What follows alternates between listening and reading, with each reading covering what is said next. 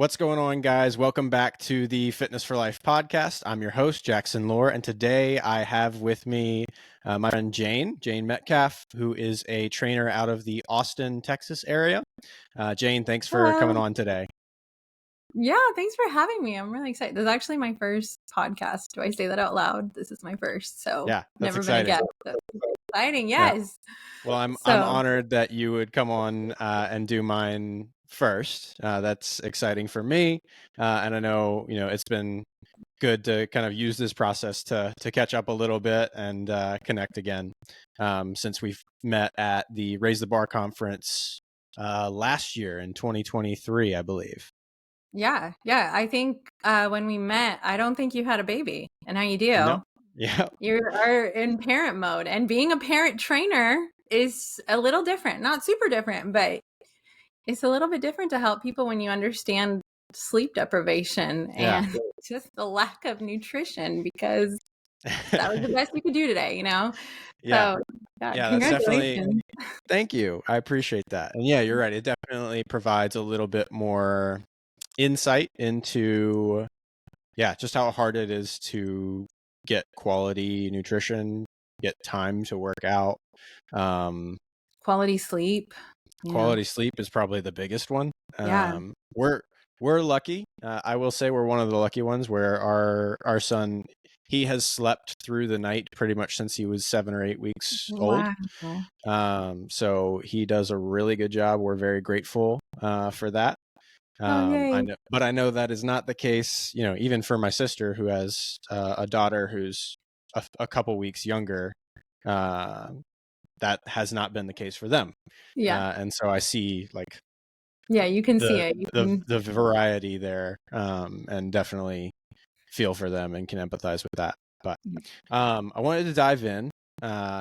Typically the first thing that I like to hear from people, and just because I think it's helpful for the people listening to know just how many places people can really come into the training world and the fitness world from. Talk to me a little bit about, your introduction to fitness, to training, and how you got to what you're doing now. Sure. No, so training is actually my second career, and I have my BA in political science. And if my professor of poli-sci saw what I was doing now, he would roll over in his grave because of how much he poured into me in college. And I did use that degree for 8 years. I worked in public policy, to be honest. And then when I moved to Texas, my husband and I, we had 3 kids at the time. My littlest was 4 months old. We moved to Texas. I just couldn't get a job in policy. And really, policy is a lot about who you know, and I knew no one. And so I was like, what do I do now? And the only thing that I did consistently for 8 years before that was work out. I loved working out. And then I would go to TRX classes at my local YMCA. I met a trainer there, and he explained the process, and then kind of with my husband's support, with kind of getting into because I think sometimes you think you have to be really fit to become a trainer. And that's just not the case. There's many ways to want to help people. And I think if you get that certification and learn how to teach, because I think a lot of people think if they can work out, they can teach it. And those are two different specialties.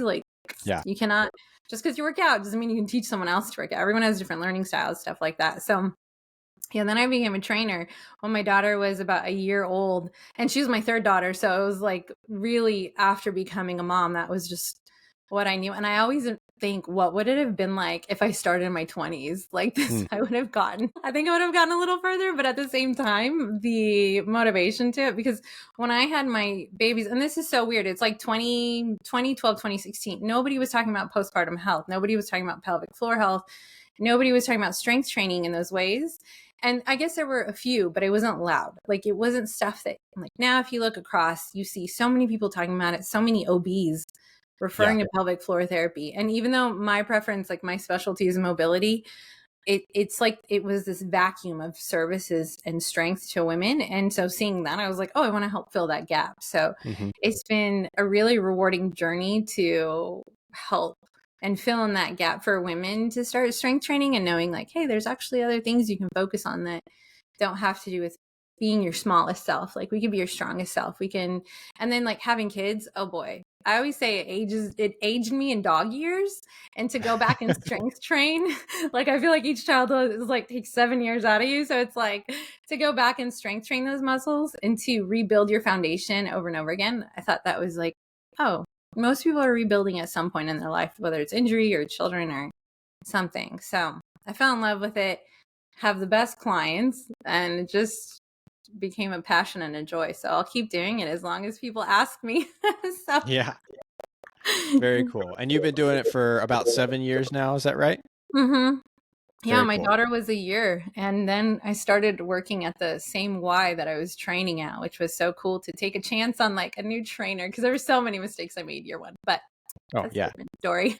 Yeah, I can't remember whether it was one of the, you know, those Boston guys, as I refer to them, or those Massachusetts guys, either Eric Cressy or Michael Boyle, who says like, hey, if you look back on your training programs from 5 years ago and don't cringe a little bit, like Oh, something's probably wrong. You're the, probably not the cringe is programming. deep. Yeah, Oh, that makes me feel better because there's times where I'm like, I'm sorry. And it's not that anything was wrong. It's just I've learned more efficient ways to get them there faster. Like, yeah, absolutely. you learn, okay, we could actually do this and I'll hit the same thing. So it is, I never want people to think like a new trainer is not worth investing in because there's still Sure. so much you're going to learn from them. So yeah, and I think even adding to that, a new trainer often, like, you build a really good relationship with people if you're one of their very few clients, because they're giving you everything they have, yeah. and also they probably don't cost nearly as much as Yeah. somebody Lower who's barrier to more entry. experienced, right? Yeah. So there's a lot of benefit to that, and I remember some of my first clients were college students, so it worked out that they could actually afford me because I hadn't raised prices yet. I had no idea what to price things at, and we formed really good relationships. So yeah, I think there's pros and cons to being new and being experienced. That we don't want to discount any new trainers just in the industry, because Yeah. we were all there at one point, right? Yeah. And I will tell you, there, like, we make up for it in zeal. At that point, you want to help people and you're so excited. Absolutely. So it's like, if I don't know it, I'm going to figure it out, sort of thing. And now it's just, oh, I didn't know it and I figured it out, and now I can get it to you a little bit more, more efficiently. So it's kind of fun time when it's scary, but it's super fun and get to grow with your clients. So, I mean, when do we stop growing? But again, I digress. Yeah, absolutely. So you mentioned there, your specialty is mobility. That's one of the things I also, really focus on with many of my clients. Talk to me about a little bit about what you're currently doing. I believe you have a mobility group going right now. Yeah, well, it's going to launch in May. So okay.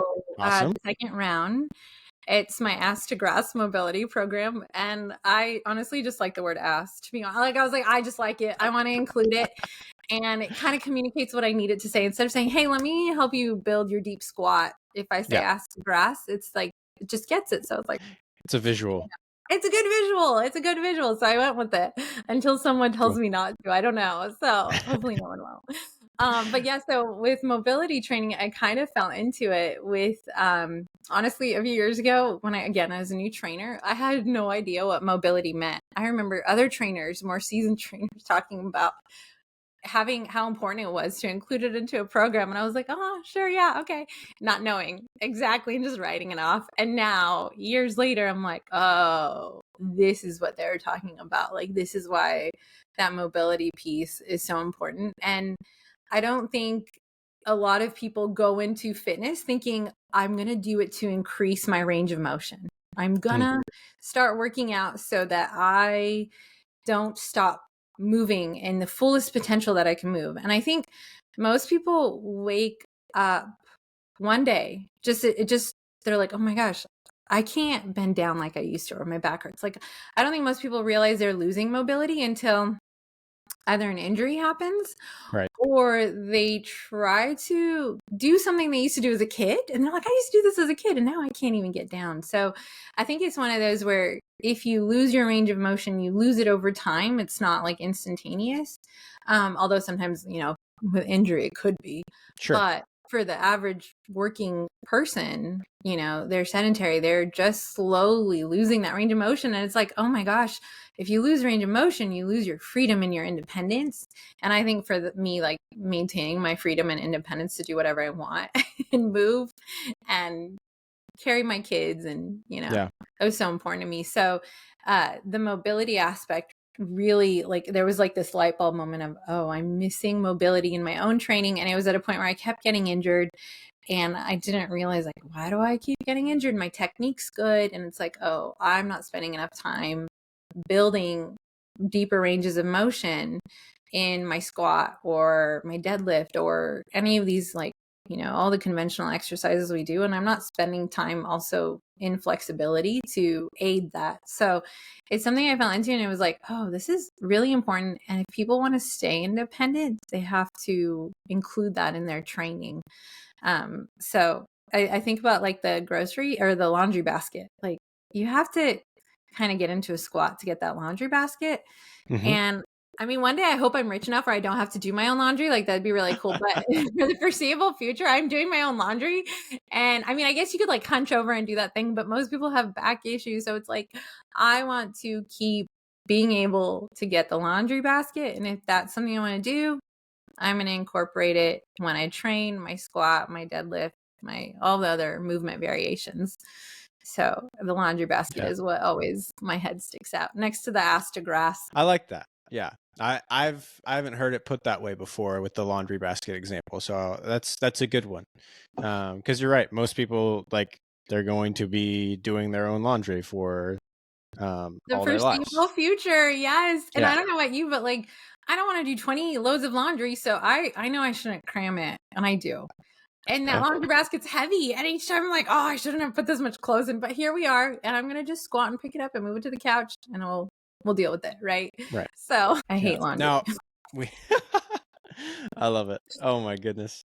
Yeah. So, you know, you threw around the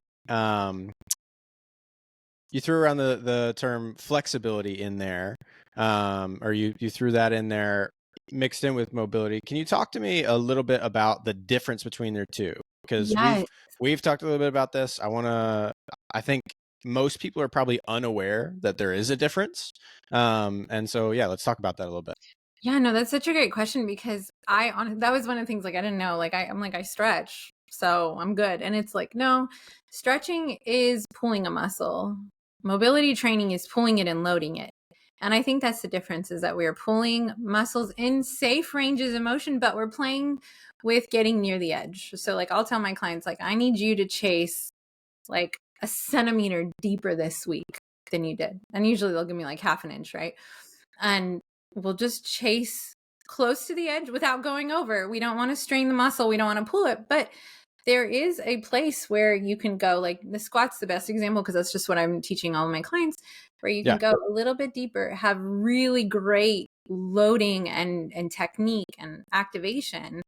And then you build those muscles in a wider and deeper range of motion. So I think all the time, like, because people are like, oh, I do yoga, so I already get my mobility training in. Well, your body adapts to yoga. I mean, it's body weight. So after a certain point, it's like, which I love yoga, so no diss yoga, but it's different to go from doing yoga to also bringing that to your strength training.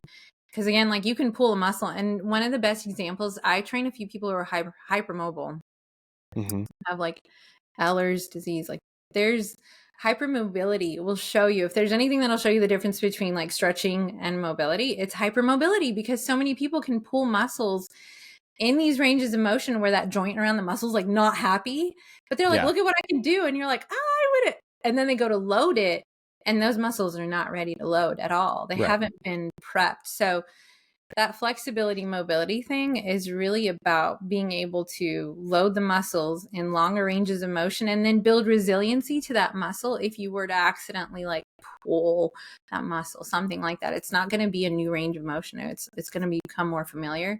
And I think in many ways it helps you build a more resilient body to being like, Another, I'm very visual. So the other example I think about is when you're sitting in the car and your kid's asking for something behind you and you're going to have to Mm, reach behind you. You're still driving, like your hands on the wheel, other hands driving.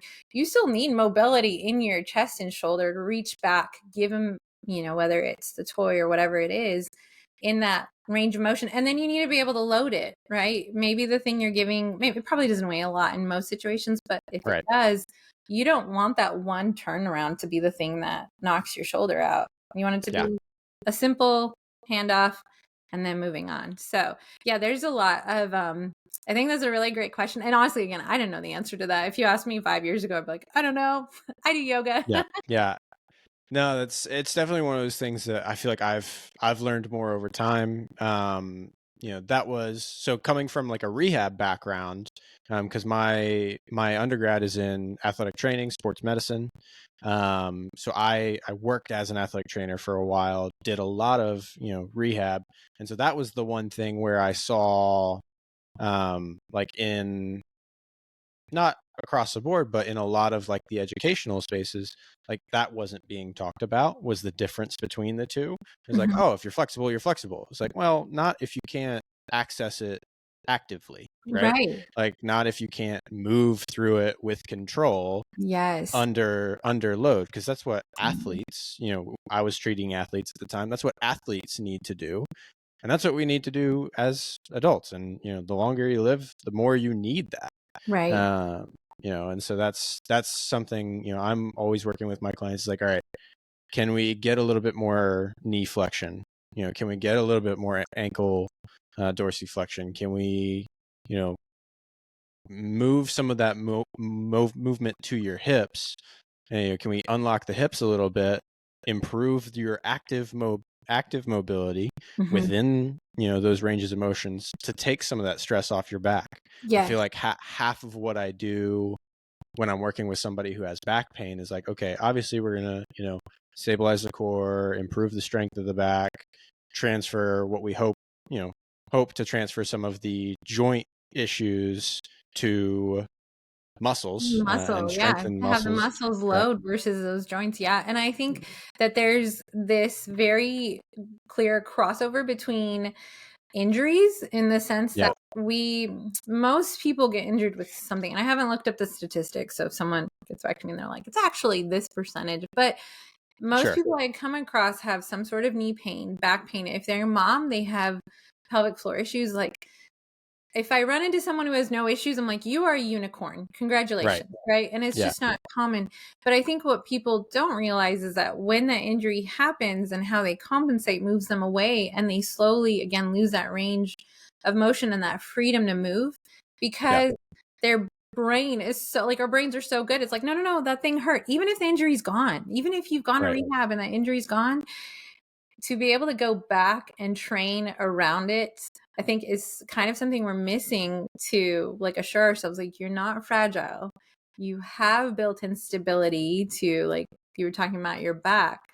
And because sometimes the thing that frustrates me in the mobility world is they'll show these exercises that are a lot harder to do, and I get it. They get more views, Mm, they're super fancy. But for my sure. person with back pain, I'm not going to recommend that exercise yet, right? Like it's like, oh, but if we walk it back, your best mobility could be that great muscle activation and that centimeter, like half an inch, whatever you can give me to be able to, if they eventually want to get to that, Instagram post or whatever they see, it's possible. But Yeah. it's this very like narrow practical window to keep a lot of our clients moving and then to not let that injury be something that becomes repetitive. Like they injure their ankle, they twist their ankle, right?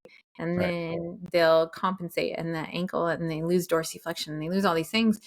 It's like then they'll sprain it again, and then they end up Right. spraining the other one because they've overused the other one. It's things like that. And it's like, no, we can walk it back and we can do it in a gentle way. It doesn't have to be because I think if you look at mobility on social media, it's a little bit it's the extreme stuff and they get more views and Yeah. they're more fun to watch. I like watching them. Like, wow, your spine could twist in ways that I never even thought about. Like, okay.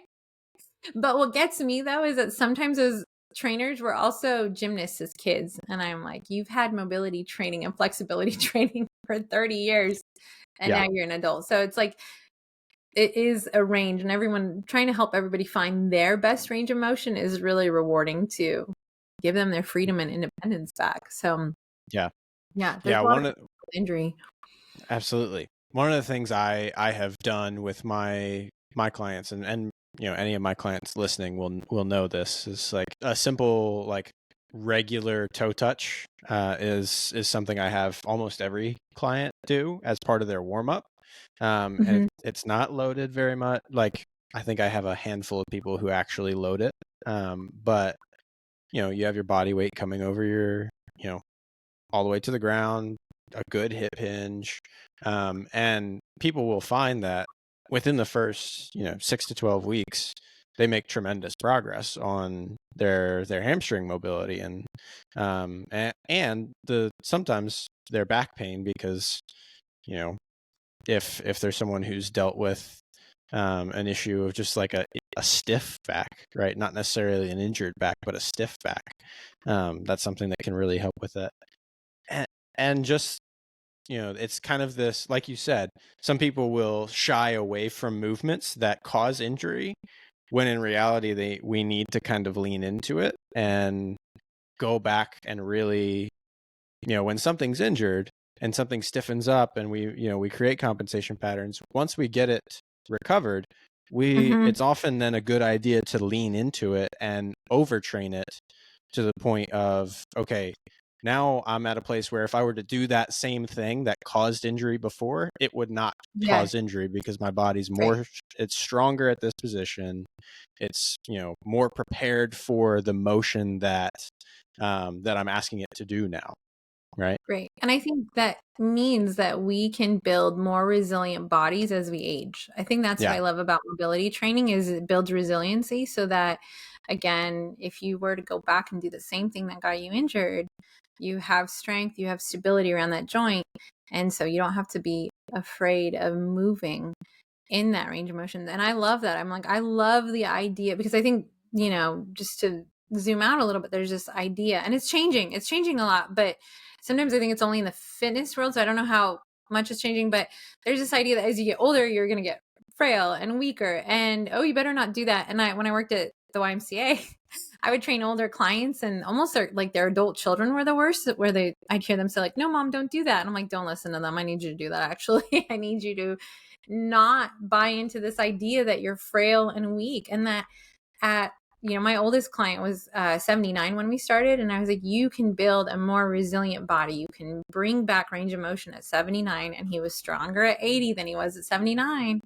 And you don't have to fit this narrative of, I'm getting older, I'm getting weaker, things just hurt, because there is a very real aging process that happens. So I don't want to, deny that.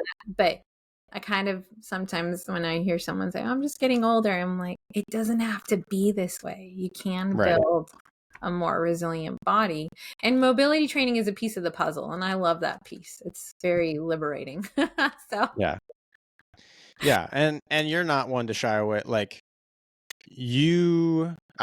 I think I see this, especially with, I'm seeing it more and more with female trainers, that is really cool to see, is like, people are leaning into this like mobility with strength training, kind of combining the two,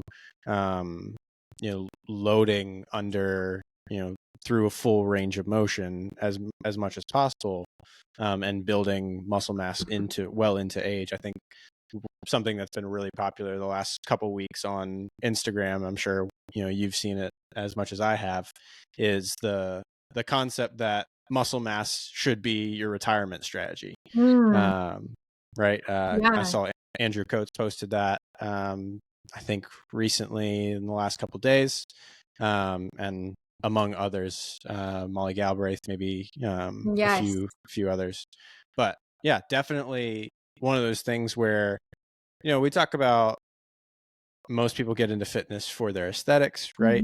But when I'm really pleased, and I know you've spoken this as well, is when we can see people find those achievements that have nothing to do with the scale, have nothing to do Yes. with Yeah. And I don't blame people. I know the aesthetics are a big thing, and I yeah, totally, I get it. Everyone wants to look and feel good in their bodies. Like totally, absolutely. 1,000% want to validate that. It's just, there's more to working out than just how you look, I think. And it's not something like, I'm 36. So I don't think most 36-year-olds have this on their radar. They're not thinking about, am I going to be able to move in 10 years? Hmm. But what I noticed at the gym was my 50-year-old clients were struggling to get like 50, not 70, not 60, like Right. 50. And again, they didn't wake up one day unable to get on the floor. It happened over a period of, it probably started happening in their late 30s and 40s. And so this is a wonderful time to, well, the reality is you can walk it back at any point. It's just a little easier when you're younger, but not Yeah. impossible when you're older. So yeah. And then I think the more reasons you find other than the aesthetics, the more, or rather than other than in addition to the aesthetics, it kind Sure. of helps you make it a lifelong fitness journey. Because that's like my goal is lifelong fitness for everyone. I think it's, I had one client who was like, so when do I stop strength training? And I was like, why do you want to stop? And she's like, I don't know. I just assumed I'd stop at some point. And I was like, don't you want to be 90 and picking up your own groceries? She's like, yeah. And I was like, don't you want to, wipe your own booty at 90? Like, don't need no help. No. She's like, yeah, actually. And I was like, so why do you want to stop? And she's like, it was like this wonderful light bulb moment. Like, I'm going to be strength training in my 90s. I was like, Hmm. yes, you are. You're going to be in the gym, or you might be at your home, whatever it is. You're going to be Right. moving. You're going to be carrying your own groceries, picking up your laundry basket by yourself at that point, if I don't have someone else doing my laundry. Although I Yeah. might just keep doing my laundry just to practice that mobility. I don't know. We'll see. Catch me back in 50 years. I'll have to Well, circle back to you on that. yeah, at that point you're looking at like great grandkids, great great grandkids, right? Yeah. Yeah, I So should probably start calling in favors at that point. No, I'm just kidding. Actually, I will not.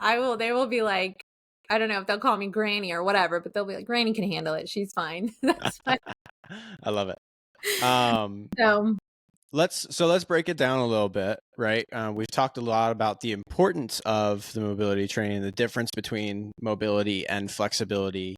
I think it's helpful for people to hear, and I've done a little bit of this breakdown before, but when you work with your clients on improving mobility, what does that look like in terms of like the volume and the spacing and the rest and all that? So like, do you have people training, working on their mobility daily? Is it something that you do a couple days a week? Do you make sure there's rest in there? What does that look like? okay, this is a really, really great question because, and I know not everyone's a fan of foam rolling, but I am a huge fan of foam rolling because I actually was listening to another podcast and they said that there are studies out there that show that if you foam roll and then stretch, you will have greater range of motion in that muscle. And I know that effects of foam rolling is like neurological. Like I know I've heard it and I'm like, but still my clients tend to get a deeper range of motion faster. So all of my clients will foam roll. And I tried one time, one client really hated it. And I understand. It's not comfortable in the beginning. I mean, eventually it becomes tolerable. But I tried and she was getting injured within weeks. And I'm like, oh, I know it's not just the foam rolling, but I'm guessing there's some tightness, something that we're not addressing. So let's throw it in there. And it wasn't just foam rolling, it was her strength program. We figured it out. But I have all of my clients start their workouts with foam rolling, and then we do very intentional stretches. So it's not just like foam roll everything, stretch everything. We're very intentionally foam rolling muscles that either feel tighter, not necessarily feel tighter all the time because it can be tricky. Some muscles feel Sure. tighter because they're actually being pulled. But the muscles that are limiting range of motion, after doing a movement assessment with them. So yeah, they're foam rolling, they're stretching. And then when the other biggest piece of the puzzle, I think, is making sure that they can connect with the right muscles before I throw them into range of motion and load. Just so you know they can connect with a lot of the right muscles. And I think we sit so much. And I don't know what athletics was like for guys, but as a girl, I don't think I was ever taught in PE that this muscle really needs to help with this. It was like, do these crunches and do 1,000 of them. Like I remember one PE coach was like 1,000 crunches. And as a trainer, I'd be like, why? Like, in my trainer mind, I'm like, I would never assign 1,000 crunches to anyone. What is the purpose of that? Right. So I think we've had Yeah. this experience where We haven't learned how to connect with our muscles. We're probably learning it for the first time. And then once we start, we work in smaller ranges of motion. And we have to be okay with that, because the thing that I find, if you look on Instagram at any post, someone will post their squat and they're super proud of their squat. And then you go to the comments and people are just tearing them up. It's not deep enough. It's not, oh, you're loading, you're blah, blah, blah, blah. And I'm like, oh my gosh, right now, that is her best and most beautiful squat. And that's a beautiful thing. And also, you know, the way her pelvis is structured, like there's just different things that make the squat look different, right? But Right. I don't think a lot of people realize, like, your best squat in the beginning might be a quarter squat, and that's okay. Like, we're gonna rock that quarter squat, we're gonna get it stronger, and then we're gonna play with a little bit deeper. Oh, how did I make those effects happen? Did you see? I No don't know how idea. that I know that for those listening, there was like fireworks in the background that they just shot up on my screen, and I'm like, I don't know what I did to but I'm here for it. So we play around with that, and I think it's being just very graceful of, this is a process. I need you to trust the process, and I need you to keep going. And as they build strength, you know, if they're regular squat with weight, like let's say we get to a point where everything feels good, the right muscles are working, there's no knee pain, right? Things are feeling pretty solid, and they're getting to below their knees on a squat, like hips are sitting below the knees. And I'm like, let's start loading and playing. And what happens when I give them load? Their squat gets shorter, understandably, because that's the process. Those muscles are now starting to load. And we do the same thing. Now we start building range of motion in with 20 pounds or maybe 10 pounds, depending on where they start from. But then if I take away that 10 or 20 pounds, they do their body weight, they can go deeper because those muscles have gotten stronger now. So sometimes it's like, if you want to get good at something, you have to do the harder things to make that the easy thing. So we definitely make sure that the right muscles are working. And then we start playing with movement patterns, pain-free, feeling stable. And then once they start hitting range and we play around, it's like, okay, I feel confident. Take some load. And one of my clients in my Ass to Grass mobility program, she came to me. So my promise is that I will help you get a deeper squat and we'll get it stronger by 20 pounds. And that's pretty doable in 12 weeks. Like, and she was like, I want to squat the barbell. And I was like, you want to go from 0 to 45? And she had knee pain and her squat was a quarter squat. And by the end of it, she was under the barbell. And her barbell squat was not ass to grass, but it was a quarter squat. It was right where I thought it would be. She was sitting, we were doing like bench squat or sit down squats with a barbell. So we're playing with range of motion there. But her body weight squat was beautiful. Nice. It was deep. She had no knee pain. She had, she could feel her core, her glutes, her ankles were stable. So she even blew my mind, where I was like, I actually think you're ready for the barbell. And that is now her hardest thing, is the barbell. And soon it won't be, but we're not there yet. We're hanging out with the barbell. So yeah, it's a very graceful process. I think a lot of people want to rush it and they just want to like get under the bar and they want to move that big weight, make it, do the things that they see. And instead of like, you have to go backwards sometimes in your fitness journey to be able to propel forward. So that's what I think about the range of motion. It's a really beautiful thing when they have their light bulb moment and they are loading the bar, though. It's pretty fun. I'm sure had those light bulb moments. Yeah, I got to have recently. I got to have my mom pick up a bar for the first time and lift. And lifted over 100 pounds for the first time. Wow. And she's been an athlete. Wow. I mean, she was a pretty decorated high school athlete, basketball and track, and did both of those briefly in college. And seeing her do that was a different, it's not something did that make you cry? That would have made me cry. I think if I ever see my mom barbell squat, I will cry. I will be like, because that's such a huge accomplishment, really cool. To be able to, and again, it's like in the fitness world, we know those are all possible things, but it's changing a little bit now. We are seeing a lot more people who are older lifting, but it's still not the norm. The norm is, oh, you don't want to hurt your back, don't pick that up, be careful. It's like, no, she's resilient, she could do it, she's strong. Yeah. I love that. I love that for you. That would have made me cry. I think I would be like half spotting, half balling, Yeah. Like, someone else spot her just in case. Yeah, it's definitely, it was a very cool moment. And it was, 6-7 months of training leading up to that. But Yes. yeah, Yeah. It's not right. instantaneous. It's month. That's a beautiful thing. I think that's the other thing. It's like this takes time, and that's okay because we're not in a race. Like if our goal is to keep strength training until we're 90, then we can go Mhm. backwards a little bit, work on muscle activation, work on body weight stuff, and then, go Yeah. forward. And it's a really beautiful thing. I think it's very Yeah. empowering for our clients. And their confidence is just, I'm sure she was Yeah. beaming. Like, Yeah. yeah. Did she believe in herself to be able to do it, or was it something where she had to do it to get Uh, convinced?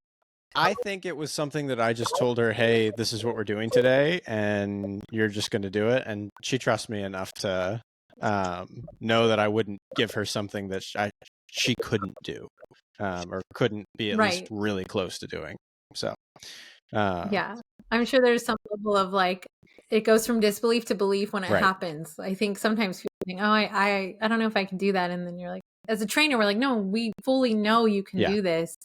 And for them to see it has to be so, like, that aha moment in their eyes is pretty Yeah. incredible too. That's what I love what I Yeah. do. It's a good Exactly. industry to be in. Well, I think we've covered, most of what we wanted to go over today. We're getting close to where I want to be on time. Jane, is there anything we missed? Anything that you like, oh, it'd be really good to talk about this before we hop off? I think the only thing is that with training and with strength, a lot of people, for me, I maybe played sports like 2 years out of my life as a kid, and that's it. That's all I did. I wasn't like ninth grade volleyball. And from ninth grade to 25, I did nothing. Like I didn't do any sports. I wasn't active. And I think there's this idea like I have to be fit first to try those things.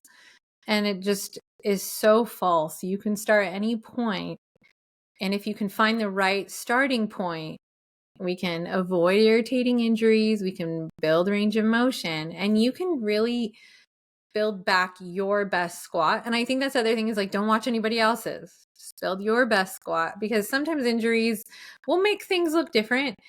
And I recently had gotten my barbell rehab Nice. certification, and that's a really, like, I love their organization. They're so good. And it's like, people's movement patterns are going to be different, and that's okay. It's giving them their best range of motion and best strength, and giving them that little bit of that freedom back that they had before when they were kids, moving around, jumping at the playground, sitting in that nice ass to grass squat instead of leaning over.